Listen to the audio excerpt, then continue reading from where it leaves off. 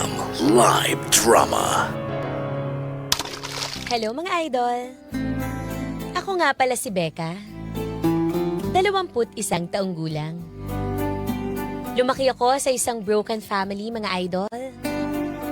10 taon na rin kasi magmula nung umalis si Papa sa bahay namin eh. At magmula nun, hindi na siya bumalik pa mga idol. At habang lumalaki ako, nasaksihan ko rin kung paano madurog yung puso ni Mama dahil sa ginawa ni Papa, mga idol. Pero sa totoo lang, naniniwala pa rin ako na balang araw, mabubuo pa rin ang pamilya namin, mga idol. Maraming salamat po sa pagtanggap ng kwento ko. Muli, ito po si Becca. And thank you.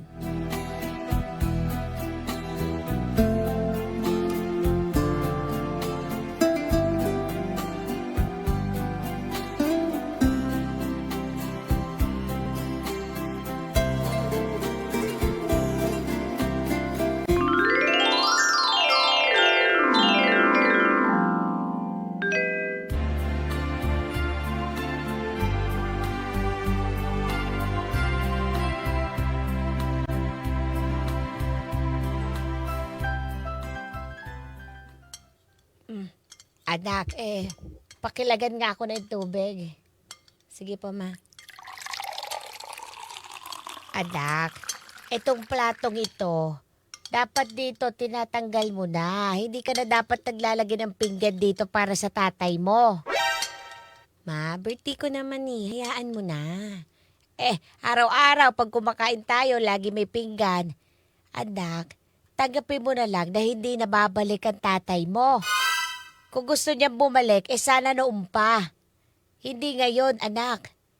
May sarili na sigurong buhay yon. Ma, ano ka ba? Masyado ka namang negative dyan. Malay mo, magulat na lang tayo isang araw, kumakatok na lang si tatay dyan sa labas ng pinto. Hindi natin masabi, Ma. Malay mo, mabuo pa rin yung pamilya natin, di ba? Diyos ko, hindi na, anak. Huwag ka nang umasa. Malaki ka na at matanda na ako. Hindi na mabubuo ang pamilya. Ma, hindi mo na ba mahal si Papa? Kahit katiting lang, oh. Baka mahal mo pa si Papa eh. Baka may chance pa. Ay, nako. Sige na, tapusin mo na ang pagkain mo at tayo na lang ang mamasyal para happy ka naman sa birthday mo, anak.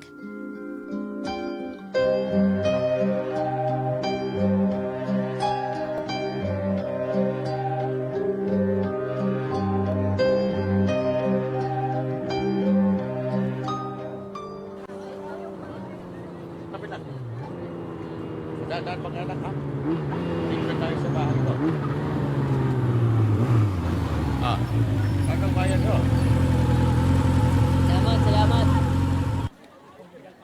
Diyan lang kayo. Kakatukan ko lang.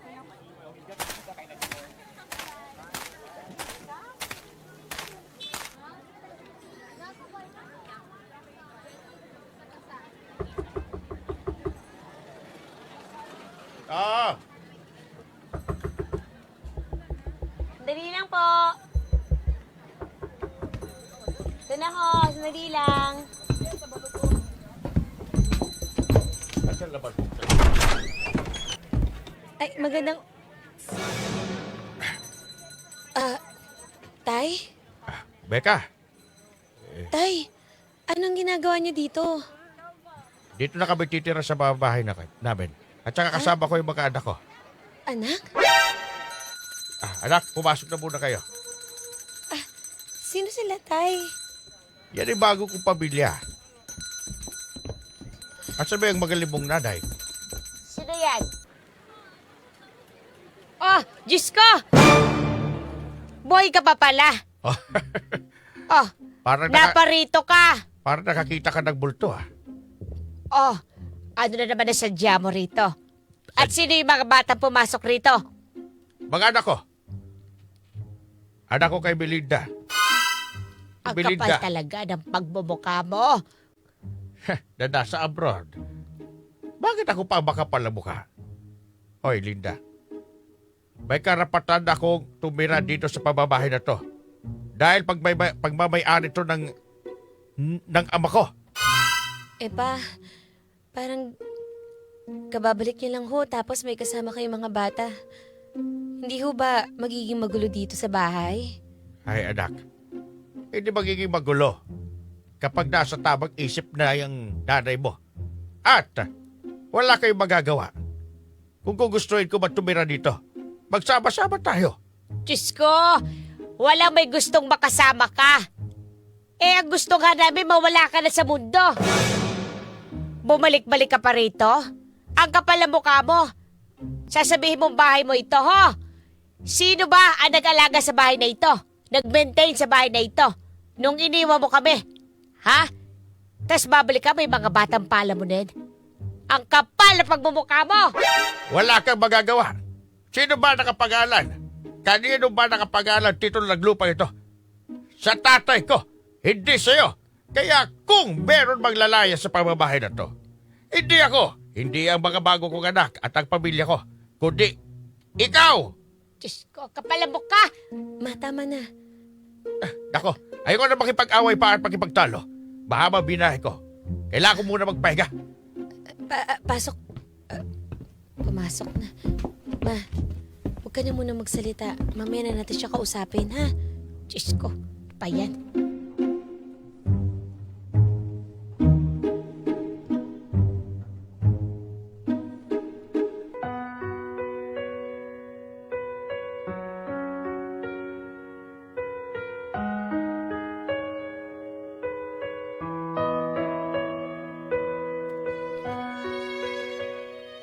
Parang isang panaginip ang bigla ang pag-uwi ni tatay, mga idol.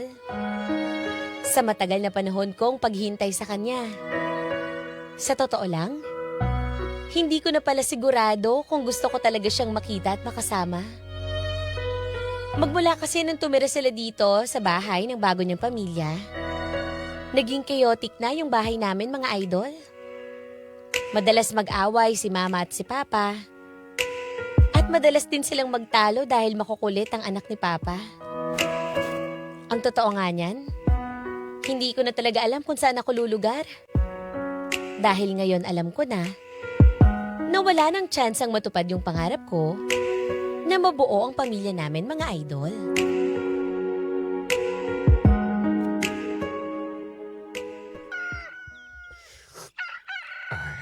Sarap ng kape.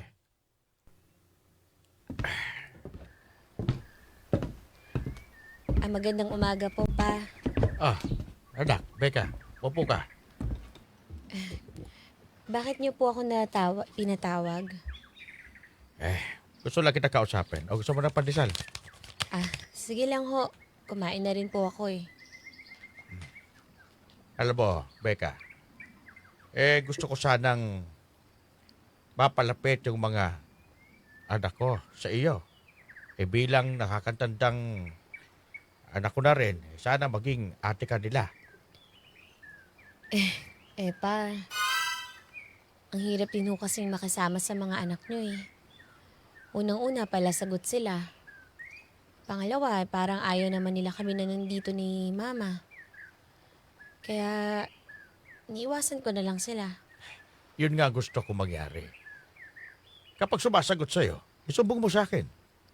Anak, kailangan ko ng tulong mo. Para mapabuti naman yung relasyon ninyong magkakapatid. Papasensya na. Ayaw din kasi ni Mama na makialam ako sa inyo eh. Ako, huwag mong intindihin yung nanay mo. Alam mo, dito na lang naman ako kasi tumatanda na ako eh. Ang tita mo, sana maging maayos din yung relasyon niyo. Si Tita Melinda mo na nasa Hong Kong, nagtatrabaho. Alam mo anak, nandito naman ako para sa ikabubuti ng pamilya natin. Yung nanay mo, huwag mo na siyang pansinin. At yung mga sinasabi niya, huwag mo nang paniwalaan. Pa, baka sana naman ho, magkaroon kayo ng pagkakataon ni Mama na makapag-usap ng maayos. At saka pa, ang tagal nyo rin ho kasing nawala eh. Ni minsan ho, hindi nyo pa kami kinamusta ni Mama. Hindi nyo man lang siya tinatrato ng maayos pa. wala naman ho siyang ginawang masama sa inyo eh. Nako, alam mo anak, kung may kukumustahin man ako sa inyong dalawa, ikaw yon. At saka, never na. Kahit kailan, hindi na kami magsasama ng ina mo. Meron na akong bagong kinakasama.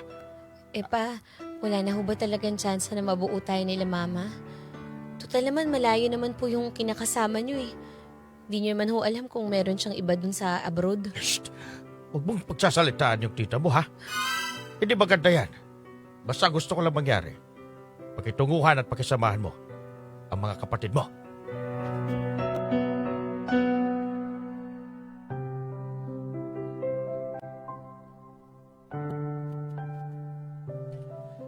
Grabe! Totoo ba na ando sa bahay ninyo si Tio Goryo ba? Goryo? Oo. Ha? Ano ka ba, ingay mo? Imposible yan. Paano magkasundo yan ni Tia Linda?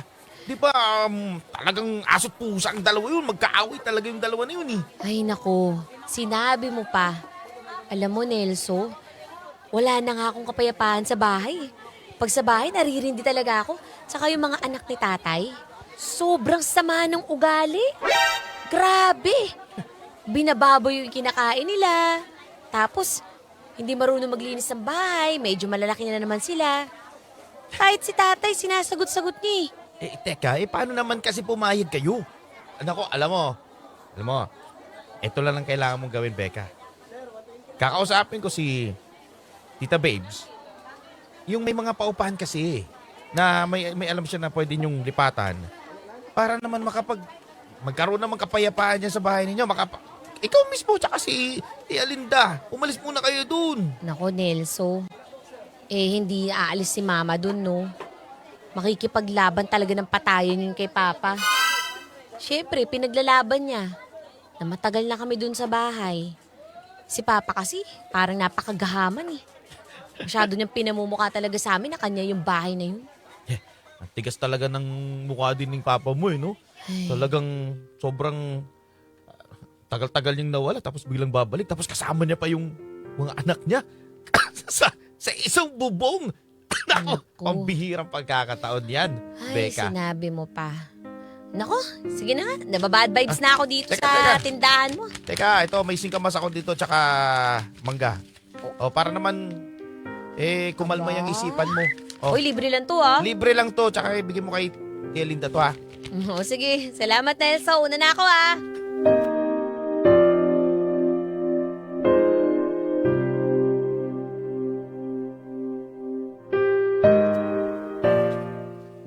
Ay, nako! Dito na sabihan at pagsabihan yung anak ko.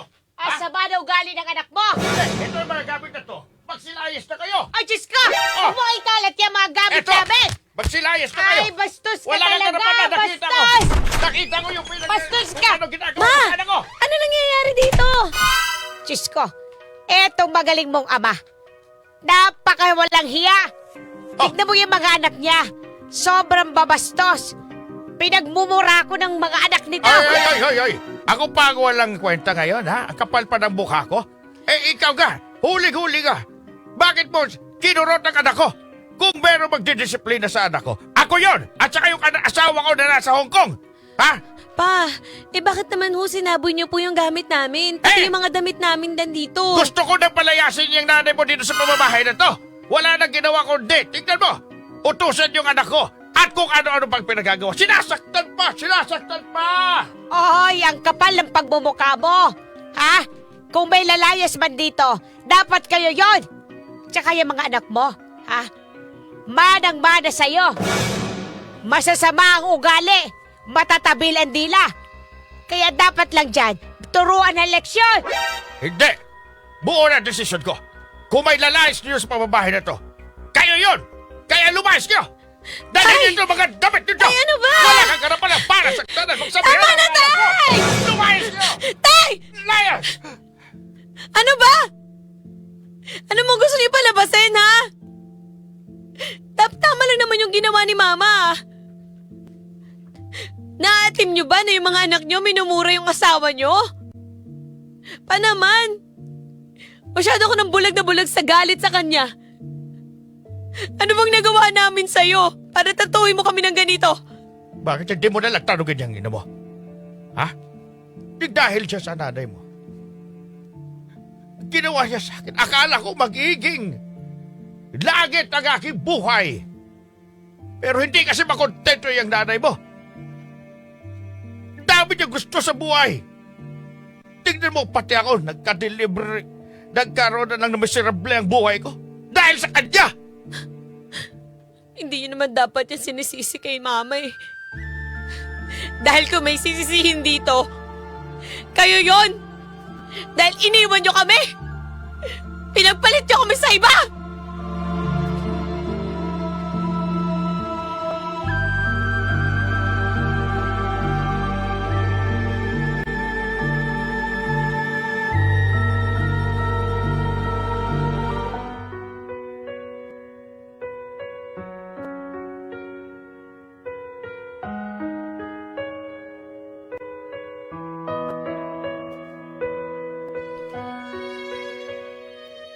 Sa puntong yon, minabuti na lang namin umalis sa bahay, mga idol.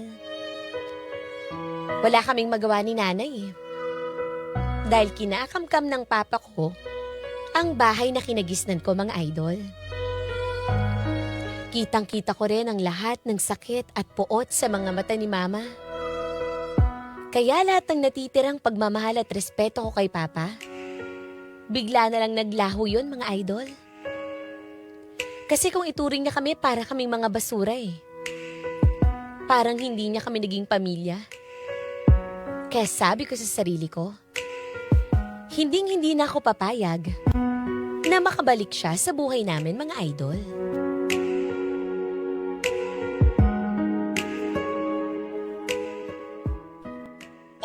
Kung kailangan kayo sa akin, ha? Sabihin nyo lang sa akin para naman mapaasa ko at masabi ko kay Aling Yoli, yung may-ari nitong bahay na to. Maraming salamat po, Ate Babes, ha? Ang laking abala din namin sa inyo. Alam ko, busy-busy kayo eh. Ay nako, basta kayo. Siyempre, sino ba magtutulungan kung di tayo magpipinsan? Uy, Nelso! Ay, Salamat, ha? Okay na ba lahat ng banabang na bitbit mo na? dito na. At saka yung mga gamit ninyo, yung pati yung sopa na gustong-gusto ng nanay mo na dyan. Kaya nakatawan ko kabubuhat eh. Nako, salamat. Nako, sige, mamaya ako na bala. Hihilutin ko na lang yung likod mo. Ay, huwag na. Nakakaya naman. Ikaw talaga. Ate Babe, salamat po ah. Ay. Siya. Alam mo ba, nakita ko yung tatay mo. Si Goryo. Aba, tingnan mo, akala mo santo. Lagi-lagi na lang nagsisimba kasama yung mga anak niya. Parang walang ginawang masama sa pamilya niya. Ay, Diyos ko. Huwag yun ang pag-usapan yan. Baka malasin lang tayo rito. Nako, alam mo pa, Ate Linda, ginawa niya. May pa-donate-donate pa siya sa barangay, kamo. Kinakausap niyo si Kapitan. Tapos ano pang sinasabi? Kung tutulong daw sa paglilinis ng barangay. Ay, Diyos ko, kung alam lang ni Kapitan yung ugali ng taong yun. Ay, nako, nakaka-nervous, nakaka-high blood. Grabe talaga si Papa, no? Sobrang galing magpakitang tao. Pero sarili niyang pamilya, tinapon-tapon na lang niya. Ay, nako anak. Hayaan nyo na yung tao na yun. Sinabi ko naman sa inyo eh. Yan lang ang may dudulot niya sa atin. Kaya, nako, babe, salamat ha. Dito na kami magsisimula ng anak ko ng panibagong buhay. Ay, tama yan. Salamat din kay Nelso. Siya nagsabi sa akin ng kalagayan ninyo. Ay, wala nga naman din, Ate Bebs. Naawa din kasi ako kay Becca tsaka kay Tia Linda eh. Salamat, Nelso. Salamat, Ate Babes. Ma, ka mag-alala. Dahil pagkatapos ng dilubyo na to, pangako ko sa'yo, gagawin kitang donya. Salamat, anak.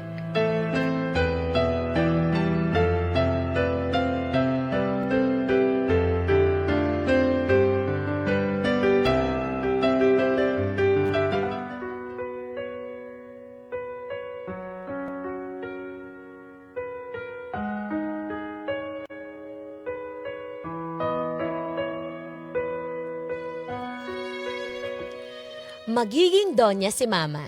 Yan ang pangako ko sa kanya. At At alam nyo ba mga idol? Tinupad ko yung pangako kong yun. Nagkaroon ako ng magandang opportunity na makapagtrabaho sa Japan.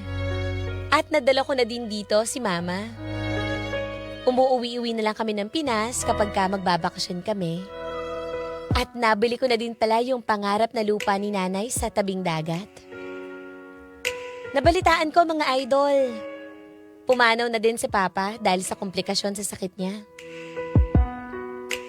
Alam nyo ba? Sa amin lumalapit yung mga kapatid ko sa labas. Pati na nga rin yung naging kirida ni Papa eh. Pero sa totoo lang, ayoko na silang pagbuksan ng pinto mga idol. Dahil ang mahalaga na lang sa akin ngayon ay ang kaligayahan at kapayapaan ng taong hindi ako iniwan. At siya, ang mama ko. Salamat po sa pagtanggap ng kwento ko. Muli ito po si Becca. Gumagalang.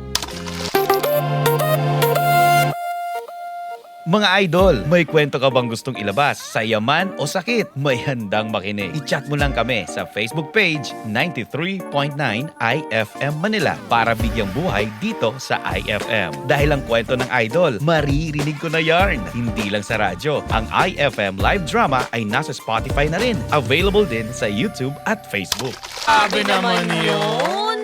Tama lang yung desisyon ng mama ni Becca na si Ate Linda dahil nga nangyari parang hindi na talaga maayos yung pamamahay nila puro na lang alitan Tama, Daddy Dong. Saka kung babalik man yung ex-husband ko, talagang hindi na ako makikisama sa kanya kahit anong mangyari. Lalo pa nagdala ng panibagong mga bata. Oo, pamilya. Parang sampal sa mukha niya talaga yun di ba? Kung hindi ka niya nare-respeto sa pag-alis sa bahay ninyo, wag mo na lang din siyang ganunin. Parang ibigay sa kanya, pay it forward. Kumbaga, ibalik mo sa kanya yung ganun. Ano yung ganun yun? Parang ganun sa yan Wag mo na siyang ganunin. Kumbaga, kung di ka niya na-respeto, edi you would rather shut the door doon sa asawa mo. Tsaka umalis siya. Kasi sabi niya, may karapatan din sa pamahay niya. Di, umalis na kayo. Kasi Di, mo. yung utak mo lang, guguluhin niya lang gabi-gabi. Hindi ka makatulog. Correct. Diba? Araw-araw siya makikita mo. Mas better na kayo na lang. Tama yung ginawa ninyo. Umalis na lang ho kayo. At saka nabuhay nga kayo nang wala siya. Yes, Diba? tama Natuloy yan. naman ang buhay ninyo. Nandiyan naman si Becca. Ay, Becca. Nandiyan naman yung nandiyan naman yung nanay mo para tulungan mo siya, di ba? Para at least guminawa ang buhay ninyo. May peace of mind ba? Tama. At tignan mo naman, Becca, nung nilet go mo na lahat ng mga hinuhold mong grudge, sa hinuhold mo talaga na parang pangarap na mabuo pa rin yung family ninyo, mas lalong umaliwalas yung buhay mo nung binitawan mo na talaga yun. Kasi ang hirap yung parang may inaasahan ka pa na hindi magiging okay pa yung family ko. While okay talaga yan, na ihilingin talaga natin na maging maganda yung pamilya natin.